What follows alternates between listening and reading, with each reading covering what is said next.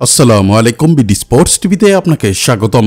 বিশ্বকাপের আগে আইসিসি যে শিডিউল করেছিল তাতে বিবেচনা করা হয়েছিল গ্রুপ এ থেকে দ্বিতীয় দল হিসেবে সুপার 8-এ আসবে পাকিস্তান, কিন্তু সবাইকে জাদুর প্রদর্শনী দেখিয়েছে যুক্তরাষ্ট্র।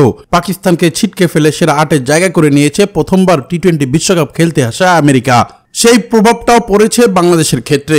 শ্রীলঙ্কাকে দ্বিতীয় দল হিসেবে ধরে রাখলেও বাংলাদেশ ঢুকে গিয়েছে দ্বিতীয় দল হিসেবে। তবে আজ অ্যান্টিগুয়ার স্যার ভিভিয়ান রিচার্ডস ক্রিকেট স্টেডিয়ামে সুপার 8-এর প্রথম ম্যাচে দক্ষিণ আফ্রিকার মুখোমুখি হচ্ছে যুক্তরাষ্ট্র।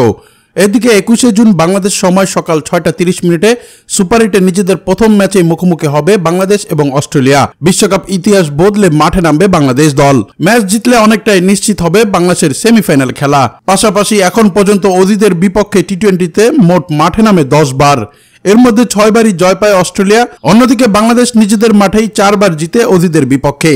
অ্যান্টিগুয়ার স্যার ভিভিয়ান রিচার্ডস ক্রিকেট স্টেডিয়ামে পিচ হবে ব্যাটিং বান্ধব, রানের গতি থাকবে ভালোই।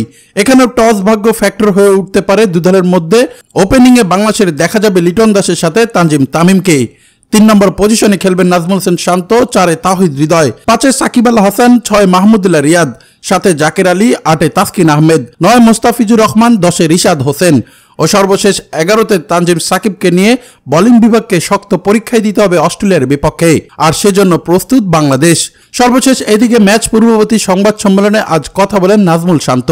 তিনি বলেন, আমরা আমাদের নিজেদের সেরা খেলাটা খেলতে মুখিয়ে আছি অস্ট্রেলিয়ার বিপক্ষে। তারা ভালো দল, তবে আমরা আমাদের নিজেদের জয়ের জন্য সবকিছু করতে চাই। সুপার 8-এ এখন পর্যন্ত ম্যাচগুলো হবে চ্যালেঞ্জিং। আমার বিশ্বাস ছেলেরা ভালো খেলবে, এমনটাই কথা বলছেন নাজমুল হোসেন শান্ত। দর্শক, আপনার কাছে কি মনে হয় অস্ট্রেলিয়ার বিপক্ষে কি বাংলাদেশ জিততে পারবে? জানাতে পারেন আমাদের কমেন্ট বক্সে। এছাড়া প্রতিনিয়ত খেলাধুলার আপডেট সবার আগে পেতে চ্যানেলটি সাবস্ক্রাইব করে সঙ্গেই থাকুন।